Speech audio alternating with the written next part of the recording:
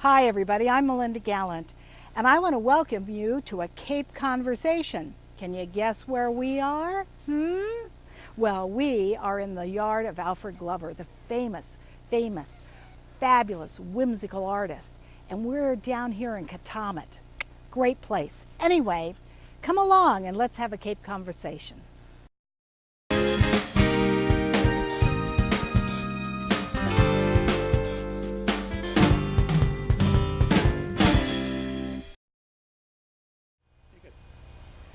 Hi everybody, I am in the studio backyard of the renowned sculptor, Alfred Glover, my new friend, nice to see you. And behind us working is Melanie Markowski, and she is a student of Alfred's, and she's learning to do all the wonderful things that Alfred does. So Alfred, on this glorious day on Cape Cod, tell me, what am I looking at here? What are you doing? Well, this is one of my recent sculptures that I'm working on. And of course I do a lot of sort of whimsical animals and birds and flower type things, brightly colored. That's what I like to do. And for a number of years I've been mounting them on the forms that are basically rustic construction, like rustic furniture. Sure. I have tools that are used in rustic furniture to do this. And so they're pretty much branches that I've trimmed from the trees, or I find on the side of the road or in the woods, all kinds of wood, and I put it together, and then I like to embellish them. I call them trellises sometimes. You do gates as well, right? Sometimes it takes the form Because there's of one a gate. at Heritage Museums, I've heard about that. So it's all pretty much the same kind of thing. It can take the form of a gate or a wall piece or a freestanding sculpture. And in this case, I just finished a freestanding sculpture of this subject matter. This is two sort of chickens. Do they have names? You know, well, not yet. Okay. They have a story, but they don't quite have names yet. I leave that up to the I see. But a owners. story, what's the story? You must have a little story then. You said they have a story, or they have to... They all have a story. The work that I've been doing lately the last few years, quite a few years really, has a little story that goes along with it. And sometimes I don't know the story before I'm finished with the piece. I really see what don't. you're saying, yeah. But in this case, with these chickens or roosters, you know, all kinds of things enter into your head and then come out in some way. Right. So years ago I was visiting some friends on the way to Florida in Annapolis, Maryland, and they had a house in the country, and in front of the front door was a dead tree with branches sawed off, and I thought, that seems odd to leave right in the front of your front door. It looks kind of ugly. I would think so too. But I wondered why they did that, but when I came back in the evening, I realized that all of the chickens in the yard each had their own space to sit and roost on that tree. So Is that was right? That was my their God. chicken tree. Right, so... And so I remembered that, and last year I did a piece that was a straight pole with branches coming off and all these chickens and a rooster on the top that looked like that guy, and that was the chicken tree. Oh, wow. And so I was happy to do that. That was a lot of fun. And one of my old clients I heard from, and he happened to, I sent him a picture and he bought the chicken tree. Is that But right? he had 3 daughters and a wife, so there were only 3 chickens on the tree, so he asked me to send him another chicken that he could install. And so I did that. And so I've been sort of revisiting this thing that to me sort of reminds me of chickens. It's sort of a chicken, and that's sort of a rooster. Oh, absolutely. I did a piece for Children's Hospital years ago, about 10 years ago. That was the first big trellis piece sculpture that I did, sort of a trellis. And I had sort of some chicken forms and cats and birds, and it's like a 3-dimensional quilt. I have some foliage items and some living items. Yeah. And I did this one for the trauma center at Children's Hospital. It was very popular. And it's still there. They've moved it up to the 3rd floor in the lobby, and it looks great. And I've also wanted to do it in bronze, cast it in bronze so that it's not so fragile. Yeah. And it would be in bronze, and I would still paint and patina and get all the colors. The same colors that you would have on a piece like this. But then it would be more stable. Right, this is more ephemeral, A lot of artists have done that. Yeah, well, the wood, it's not really an outdoor piece. This is an indoor piece. You're right. But I want to do outdoor pieces, and so it really only makes sense to cast them in something that was really durable. Absolutely. But it is possible to have all of the different color going on too. So in this case, these chickens now, they have a little story. I also like ladders. I have a little ladder that's going to go on the base here that's hanging on. yeah. And they all have a story, and a lot of them are simple. They're just birds walking on a stick, bird walks snake on stick, and Right. bird walks snake home after the dance. You know, they're all like characters, as if they're illustrations from a Right. book or a children's Right. book.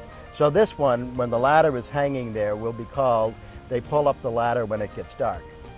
And Yeah. so that's their roosting place, and then you can visualize that they pull up the ladder. And you don't have Yeah. any one that you've called Chicken Little, you know, a chicken that's looking up and waiting for the sky to fall? Not quite, but I use that form, that sort Yeah? of peep little guy. Yeah, I've got yeah. some inside that are Yeah. 3 of them doing the minuet around in a circle. Oh, and that's cute. I just sent one up to the gallery in Wellesley, the Cove Gallery that I show, that I call Peep on a Pole. It's a little yellow chicken guy, but he's on the top of a tall pole that's burnt like this, Right. and he's up there. Oh, how cute. And I'm also showing at the Munson Gallery in Chatham. Oh, you are? Oh, great. And so Wonderful. a lot of the work is up there. In fact, Right. the other one of this, the sort of the floor model or the freestanding piece is at the Uh-huh. Munson. A lot of them are at the Munson. Mm-hmm. But I missed it right away, that piece, and so this is why I'm making another version Right. that's as a wall piece. Oh, that's great. And now the next thing, as I say, it's nice to cast them in bronze when I get a commission now and then, but it's pretty expensive Sure. and time consuming. Sure. And so now what I'm going to experiment with next, and like I say, mostly simple things. Lately I've just been using these regular pine boards. I usually find whatever materials I can Right, find. right. I was going to And- say, have you pruned back here or anything? Oh that you yeah. use? Yeah. A lot of these branches are Right. in here. Right. And I know you have a stand of bamboo, so I don't know, Yep. do you use that too or no? Not really. No, Because too I hard? screw this together and I I see. use certain tools that would only Right. split the bamboo. Yeah. Pretty to look at, and Yeah. it's nice, Yeah. but I don't really use it in my work. Uh-huh. So now what I'm working on is to translate these, because some of these things are not really suited for outdoors. If I cast it in bronze, that would obviously be Yeah. fine. Like the gate. The gate is not meant to be a wooden gate outside. It's Right. meant to be cast in Right, bronze or right. aluminum Right. and then colored. And the same with these. So now I'm just experimenting, instead of using wood boards 3/4 of an inch, in using aluminum plate. Believe Oh, it or sure, not. sure. Heavy aluminum plate, because there's something that's really satisfying about the dimension to this. And this has Right. wings that go on the side, so it gets Right. more dimensional. Right, So right. I wouldn't be satisfied if it's just a little skinny steel or Yeah, something. no, I of like course not. I like the heft of it. And I just found recently that I can cut that on my wood cutting bandsaw No with a way. wood cutting blade. Really? It cuts just and like it doesn't affect the blade or the do blade. anything? That's I've- amazing. I've been using the same blade for 2 months now. It even works. It's like getting lasts dull. longer than when I'm cutting Oh, wood. that's too funny. So that's what I'm doing. I'm trying to fabricate and recreate this whole thing using aluminum. Sure. And then I'll paint it up and do the same thing. Right. And even these branches, I was thinking, well, Could they be I don't aluminum want poles? just, yes, round stock or pipe. Right. But then again, it's just too round, too smooth. Yeah. So I've been playing with forging it, just like a Oh, blacksmith, sure. heating it up with a torch and hitting it with a Sure. hammer and a ball peen Distressing it, hammer. would you call it Well, that? yeah, you could call it that. I'm really forming it into making Oh, it I look see. irregular, more like a Oh, natural my branch goodness. does. Wow. And I have a piece in there, a little practice piece. It looks more like a branch than a branch. Is that right? So I'm Wow. thrilled with that. That's And so great. that's what I'm looking forward to, Wonderful. getting an opportunity to experiment Wonderful. with Well, the that cost next. of metal right now, any kind of metal, went up so much after 9/11 with the wars and what have you, and I mean, That's it a good went point. way I didn't up. know that. Yeah, it I've went just way looked up. into the metal, and it's about $75 a square foot for the 1-inch stuff, which Right. sounds expensive, but if I can get 2 birds out of it, Then it's doable. Sure, Yeah. absolutely, absolutely. How long have you been doing this, Alfred? I mean, I've known of you, and Oh. and our paths have crossed for various special Yeah. events through the years. Well, I came here but in 1973. wonderful. And I had been studying with Henry Henchy up in Provincetown and Uh-huh. Robert Douglas Hunter, Bob Hunter. Yeah. And I went to Vesper George in Boston, which closed Wonderful. years ago, but Right. a lot of those Right. teachers were there. And so I came here in 1973. 1973. Yeah, that's yeah. great. I found the barn. My parents were looking to relocate out of Uh-huh. Newton, and we found the barn, and they helped me get that, and then they built a house next door. Wonderful. And so been here ever since. Yeah. Excellent. And then Wonderful. really when I came down, I started collecting driftwood and things that I found on the beach and trying to make things Mm-hmm. from it. And I found that stuff, the birds and the herons, they sold faster than paintings. Sure. And I wasn't as attached to them as the painting. So, Yeah. so I sort of switched from Now- paintings to doing three-dimensional work. You also did, and it's been probably a few years ago, you did some giant puppet heads and things like that at one time that were used in First Night and for various celebrations. I can't remember. Different things. When we did the first night, one of the Right. things was like big, sort of giant Japanese lanterns Oh, that were you did lit that. from inside. That was unbelievable. And then we did the ice carvings. You did the and ice I helped carvings. people. I had my houseboat in the parade one year. I remember that. With puppets on it. I loved it. That Yeah, was so that's great. fun. It's That's still out so- in the harbor. Is it really? Yeah. Oh, that's great. I don't have That's all cute. the animals and puppets on it, but Yeah, can always add them. yeah. Well, that's Yeah. great. That's wonderful. So, since 1973, how do you think? I mean, here you're an established artist. How do you think the art scene is going on Cape Cod? Is it good? Is it thriving? Is it Oh, I getting don't think better? it's good anywhere, really. I think the only thing I know that's prosperous is that Basil show in Miami. You know. Yeah. I think that's the only thing. Don't you agree, Peter? That's about the only art show I know of, because galleries. Peter's standing off camera, that you can't see He lives him. in Florida, Yeah. and he's an artist too. And but you know, really, it's pretty rough. You know, Yeah. the economy and so on. In fact, so many of the people that I've studied with, I won't even mention their names, but people that have done very, very well, that had shows traveling all around the country in Europe and Hawaii and so Yeah. on years ago, they're all moaning and groaning. And you Sure, say, you know, sure. how's it going? And it's awful. It's terrible. Do you think people just don't appreciate it like they did? It's just different. I don't know. There are a lot of artists, but all of these people had, first of all, they had big corporate collectors. And the corporate collections Are gone. Are gone. You know, Yeah. they've sold them off. Right. And all of the collectors that I had, you know, in studio furniture and sculpture, they're just not buying anymore because probably they've gotten older and then Right. stopped collecting. Right. And And they there's haven't not passed really it a along new to their- generation that's into it. Right. I don't know what they're doing. They're Yeah. doing something else. They Yes. have a different interest. Right, right. Now behind us, Melanie is working very hard, and what is she doing? Now what has she done to that piece right there currently? Let me move this over maybe. Oh, can we do that? See it a little bit better. There we go. Okay, you Excellent. chickens. There we move the chicks. There we go. Yeah, all right. Well, I guess I can go over here. This is all You right. can, yeah, you can get there. Can we just move it here? Is this better? That's good. you see It's it all right? perfect. We're perfect. Yeah. Backwards? Oh, hi me. Oh my. Here we go. Right. Okay. Where are you going? Yeah, Melanie, you have to be. Yeah. back in. Yeah, this is a piece that my student Melanie is working on. And she had an idea a few days ago of doing a piece like this. And we sort of collaborated and we figured out a way to make it that would make it work. And this is probably going to be an outdoor piece. We'll put a couple of stakes in the ground or fence posts, little things, and then wire it to it. So it'll live outside. Right. A lot of my things, even though they're burnt and their sticks, live inside, but this one's going to be outside. And she burnt all of this, is that correct? Made it all out of the sticks first with the bark on it, and it's all screwed together with sheetrock screws and the Right. different tools that I have. And it represents a figure in this cross here, and this is his friend, His friend, Dove. the dove Yeah. dove with a yarmulke on top. With the I love yarmulke. that. That's Yep. fabulous. Yep. And Melanie just mentioned that she might put a black-eyed Susan vine on there. Oh, And nice. That would be neat. Very nice, yeah. And so she's already done all of the burning. We've got it secure, and then she's been wiping off the charcoal, the char, with a wire brush. And Now she's applying something like, is it gesso? just or a sealer. No, just a gesso sealer. would be Or white. paint, yes. Oh. No, this is just a clear acrylic sealer that you would use on a floor or Yeah, something. It yeah. doesn't matter, and it's very thin, but it's just to seal it so that the water's not going to go in and the char's not going to come off a little bit. Now, Right. if she chose to paint on top of this, she could certainly She could do that. and she might do that. And there's all kinds of directions. She could wrap vines around it. Part of it might have a vine or Right. some thorns or even some fabric. You can wrap fabric on there. Yeah. Excellent.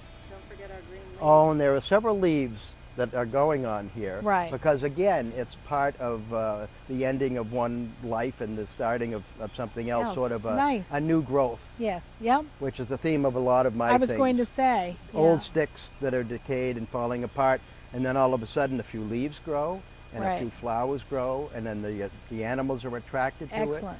and it starts over again. Wonderful. Wonderful. Well,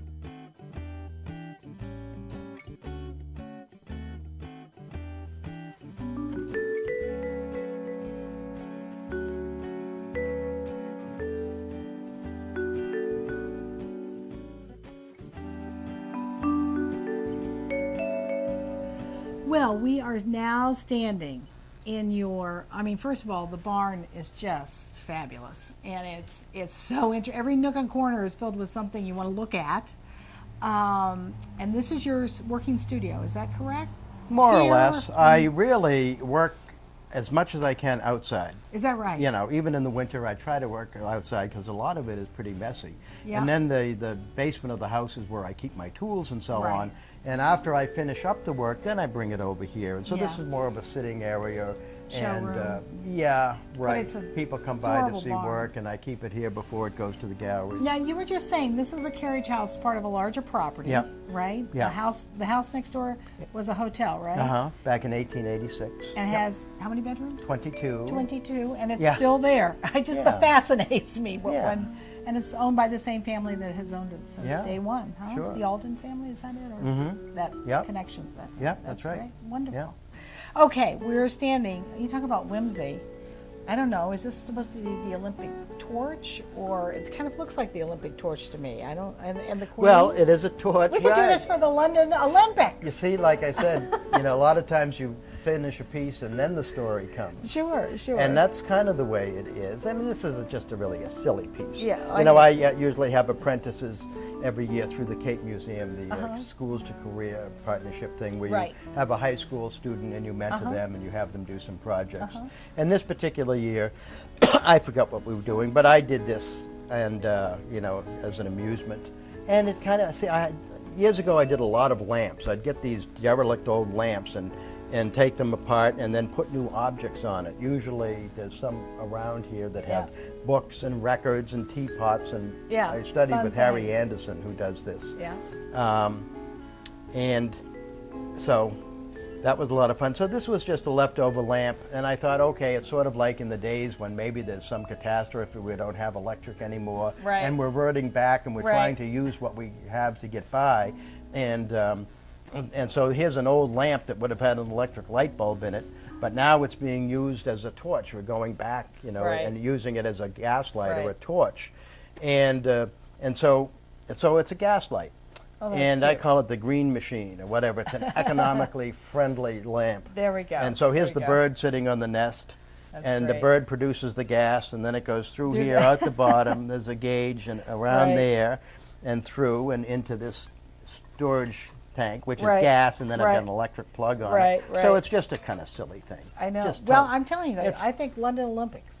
Yeah, it's certainly, it's not my usual work. It's just kind of a It's- joke. But it's fun. It's Uh-huh. very fun. Well, thanks. Now, we'll move a little bit your way. I love this because of the Tuscany trees. It makes me Yeah. think of Tuscany. Right. But another a whimsy piece, which is just adorable. Just Well, like I say, adorable. I've been sort of revisiting this whole chicken thing. Sort Yeah. of remembering the experience with the chickens in the tree. Sure. And I like that expressive shape. You know, Uh-huh. everything is my version of the whatever. It might not be a farmhouse kind of rooster, but to me, whatever it is. Right. And I found that a different way to present it. Instead of just on a board or on a base, I've got a little landscape here. Right. And I've got the hills and, Yeah. and the trees. And these, I guess, represent poppies. Because There I we go. did the piece and I thought, well, this looks like the landscape of Tuscany. Because Yeah. I had seen my friend Robert Mance, the photographer, does a lot of photography in Tuscany. And so I had that on my mind. And so I did this, and it turned out to be Tuscany. And then later on, a few days later, I saw that there were all poppies growing in the field. And I did this anyway. I Oh, even my did them fun- this yeah. color. Not as poppies, just Just as.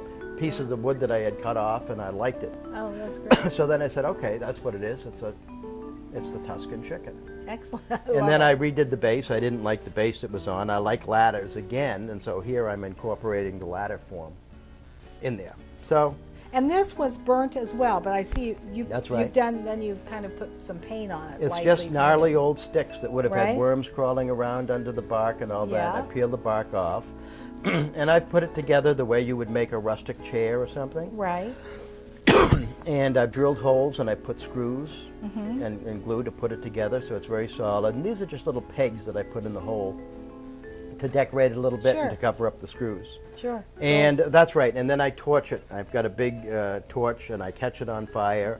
And I was thinking of doing that as a performance piece somewhere, Oh, it'd where be I catch great. it on fire and then the crowd can see the thing burning, because people love to see things burning. They do. Like the Burning Man and Right. wherever We're it is. doing a first night sandwich. Maybe you'd like to do it December Sure. 31st in downtown Sandwich. That would be fun. I Wouldn't that offered be it over fun? to Heritage, but we haven't done it yet. Yeah. But then to add to the fun is that once we catch it on fire, then we can come along with some comparsa and hot dogs and sausages Yeah. and hang them on a wire on there. And so then we can cook dinner at the same time. I think that sounds good. Yeah, maybe we'll cook chicken. I don't Maybe know. we'll have some That's- chicken. Oh, you can't cook your chicken. No, you we'll can't have cook to your have chicken. Now something this else. is one of your pieces in bronze, and it is just gorgeous. And this will stand up outside. Yep. And Oh, the- yeah, The it's bronze. patina is so beautiful. It is so Thank you. beautiful. It is nice. Years ago, I came across the artist Nancy Graves, Uh-huh. who died a few years ago. But she was terrific. She was trained at Yale, and she was a big artist. And she was just fascinated with getting all kinds of organic material Uh-huh. and doing these. Well, it would be a very temporary sculpture. Yeah. You know, she had dried fish or dead frogs and bananas and philodendron leaves, and she'd put these things all together. Obviously, that's going to last about 3 hours and fall Right, apart. right. But what she would do is bring it all to the foundry. They would find a way to cast everything in bronze. Wow. So now she has that object with all of that texture in bronze, and then she could weld it together and do Mm-hmm. Sure. the sculpture in bronze Sure. and paint it up and patina it. So that really got me going, and so for years I've wanted to do that. And when I did the big piece for Children's Hospital, which was 4 feet by 8 feet, I wanted to do that in bronze, but I didn't think of it then. Yeah. And so it's in a big plexiglass case. And I thought, man, it'd make much more sense if the thing didn't need the plexiglass case, because this is indestructible. Right. And it can be indoors or outdoors. Right. And it's a combination of the patinas that are put on at the foundry. This is called French brown and, verdigris. So I had some of the colors put on there, and then I sort of pick away and paint some of the colors too, because I like to do that. And eventually, it seems like every time I show this piece, I find something else to paint a little differently, or I add some dots to the leaves or something. But anyway, this was all made in wood, just like all of the other wooden ones. And instead of making it in wax or clay like some artists would, I use wood, and I do my regular work, and then I would bring this to the foundry, and I make it so that everything, not anymore, but originally when this was wood, everything would came off. come off so You that could they could reassemble make it. the molds to Oh, I cast it. see. Oh, I Because see what everything has to have a separate mold, and some things, several Well, and your molds molds. aren't everyday average molds either. No, they do this at the foundry, Right. and they're expert at it. Right. All the textures on the sticks, and that's what I like about it. All the texture that's there in the wood Is comes actually out. here, right. And so it's sort of a trompe-l'oeil effect. You see that, and you Yeah. say, "Well, I see all of the texture, but why is this not wood? Right. It looks right. like wood." Yeah, And that Deborah yeah. Butterfield's work is the same way. The big Right. horses are made Oh, out of yes, the driftwood, yep, yep, I've and then seen they're all those. patinaed to look like the original Right. driftwood. And so that's the fun thing about it to me. And plus, it makes it durable. And so, again, the theme of this is the old sticks. They're growing. It's an old trellis. Right. And all of a sudden, it sprouts a few leaves, then flowers, and then the birds are attracted, and it becomes a whole little microcosm of life. New growth, new hope. That's the How theme. wonderful for anybody, adults or children, to be able to look at this, and it's almost a teaching piece for creativity, so that you say, okay, well now, what do you think this? What do you think the story is for this? What do you think? And put it all together. I Yeah. mean, kids would have a ball with that. And That's it would why not- I'm very glad that it was so well thought of as successful at the trauma center at Children's Sure. Hospital, because the parents could do it when they're in the waiting room. Right. Waiting, they could have a discussion and have some fun. Right. And say, can you find the bird that's standing on the cat's back or Yeah, something, right, you know, and then right. they could find it. Cute. So I think that's a great thing. You know, that's Yeah. very satisfying as an artist Oh, sure. to have the piece do what it's sort of meant to do. Right. Yeah. So you're showing in the Munson Gallery, and you're showing In down Chatham. In Chatham, and then in Wellfleet you show At the in Cove Gallery. At the Cove Gallery, and you have a website called www.alfredglover.com. AlfredGlover.com. It's So they old. can- I don't keep up with it, but there was work there But for if 30 somebody wanted to say, for 30 hey, years. right, if they wanted to call you and say, hey, listen, I want to look at some of your pieces, or I just want to talk to you Oh, about yeah. it, or how about a class? I want to take a class. That might happen Yeah, too. and they can always email me. They can at email you or call you. alfie.glover@gmail.com. There And that's you go. on the website too. Excellent. And I do a lot of private teaching. Sometimes I wonderful. have one student, 3, 4, 5. I do Excellent. that, and I teach at the Cape Cod Community College for Oh, the you last do? 10 years. I I didn't teach realize sculpture. that. I Oh, teach wonderful. sculpture. Wonderful. And a lot of it, of course, is And I bet you some get- of it is the kind of sculpture that I do. It just happens Right, naturally, but I right. teach all kinds of. So sometimes I bet you get a wide range of students there, Oh, I from do. older people to younger people, right? Absolutely. And everything in between. Yeah, absolutely. Oh, that's great. That's So good. You must have the it's sort of- patience of Job. Well, No? Good it's not teacher so at much that. patience. I mean, you get into it. It's a lot Yeah. of fun. Yeah. And of course, I just had the first day at the class at the college this summer. I usually have a bigger group. I only have 6, and 4 of them are older people that are taking it not for the credit, and there are 2 college-age students that are taking it. And a lot of it, it's a very empowering class, I think, because a lot of people are a little intimidated about tools. Sure. And we use a cordless drill. I use some hand saws, but the tools that I work with really do the job great, and it's so Yeah. satisfying for them to discover sure. that they don't have to struggle and they don't have Right. to be afraid of it, Right. that it's really empowering for a lot That's of people. great. And I That's think great. that's the importance of the Right. class. And- And then they learn everything at the same time about how to get an idea and what to do with the idea, and really mostly how to attach things and put things together. Well, I have a one question for you. If you Yeah. had a philosophy about art, what would it be? Oh, a philosophy. Or a principle that you kind of has led you through your life in Well, doing I your just artwork? always say that, you know, art is always a whole process of one artist being influenced by another artist. Mm-hmm. I mean, you look at Picasso and that whole group, you know, Right. from 1910 to Right. 1930 in Paris, everything that happened there. You know, the interpersonal relationship with the different artists and how sort of pointillism came about, or impressionism, or cubism. Right. You know, and all one idea grows out of another Sure, idea. One artist sure. is influenced by another artist, and then it takes another direction and keeps going. Yeah, That's I think great. that's a terrific thing. So, and isn't it? It makes the Yeah. community almost, doesn't it? Yep, Of yep, artists that yep. you kind of feed off of each other and kind of go into the future. And it's That's fun so to have nice. a group like that too, doing the teaching, because it all just kind of happens. Yeah. And you know, so often, like when I was studying with Henry Henchy, you know, painting and so on, all of the students really learn from the other students. Sure, You know, the teacher sure. might come by a little bit and start Yeah, you right. off, but you're also looking at this one's work and that one's work, Sure, and sure. That's great. That's great. yeah. Well, I want to thank you, first of all, for opening up a class session with us, Oh. with Melanie. She was terrific. And I want to thank you for My allowing pleasure. us to come to your place You and bet. look around and see all this great artwork. And I'm telling you, people, go online, see his stuff, take a class, take it at the community college, or take a private lesson, which I think that's what I want to do from Alfred, because he really gets into the nitty-gritty. Do it, and do it soon. Thanks. Thank you for joining me today for a Cape Conversation. Alfred Glover, #1, fabulous, fabulous sculptor. His whimsy, and look, the gate opens and closes. I'm just loving it. I'm loving it. Anyway, I enjoyed my day today. I hope you did too. So join me next time for a Cape Conversation.